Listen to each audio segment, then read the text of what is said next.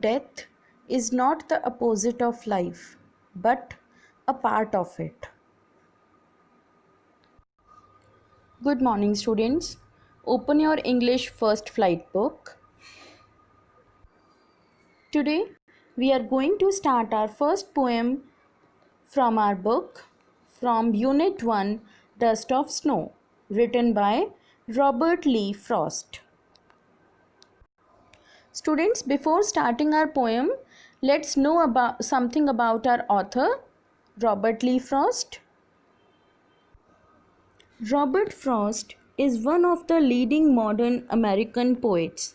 He was born in San Francisco in USA on 26 March 1874. He had to struggle hard in life and moved from profession to profession after the untimely death of his father. In 1912, he, along with his family, moved to England, and in 1915 he came back to the USA. Slowly and steadily, he gained fame as poet. His poetry got worldwide fame for its simplicity and depth of thought and modern approach. He passed away in 1963. Students, now let's have an introduction of our poem, Dust of Snow. Robert Lee Frost was a popular American poet, appreciated for his vivid descriptions. Vivid means clear images of descriptions of rural life in New England. In this poem, the narrator describes snowflakes, and here flakes means small flat pieces of snow falling on him from a branch of a hemlock tree. Hemlock tree is a poisonous tree, which is the symbol of death, and how they uplift his hitherto. Hitherto means until now depressed and negative mood, thus giving him the inspiration to live the present more happily. Now, let's discuss the summary of our poem.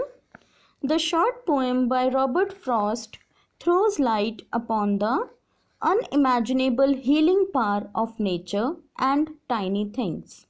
From a bad mood to ill health, there is nothing that can't be cured by nature.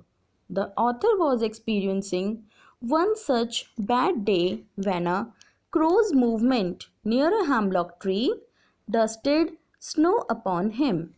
The snow instantly makes him happier. His day gets a lot better.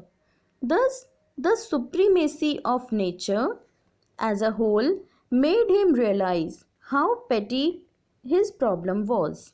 The fact that hemlock tree is poisonous, combined with crow being the indicator of doom, doom means death, and fear, are used in the poem as the carriers of happiness in the life of narrator is ironical. The poet, through these objects, has tried to highlight that sometimes creatures linked with negative aspects of life can be the harbinger. Harbinger is thing that announces the approach of another, of changes and happiness.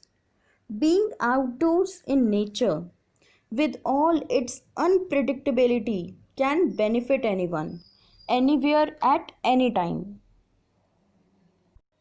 Now, we will read the theme of our poem. The Dust of Snow by Robert Frost is a small and simple poem with a deep meaning. It expresses the significance of small things in changing one's attitude. The poem explains that the little things in life can make huge changes in our future. It also reflects that hard times in the life will lead to the happier times if we can persist or continue with it. Now, before moving further, about reading our poem, let's discuss its title. The title, Dust of Snow, is appropriate as the short poem is centered on one small incident, falling flakes of snow on the poet under a tree. Although the poet has used the word dust instead of flakes, he has done so deliberately to maintain the paradoxical elements for his verse. Like the crow and the hemlock, dust also is associated with negativity, and the poet successfully brings out the idea how these allegedly negative elements can bring positivity into somebody's mood. Now, in our next video, we will start reading our poem.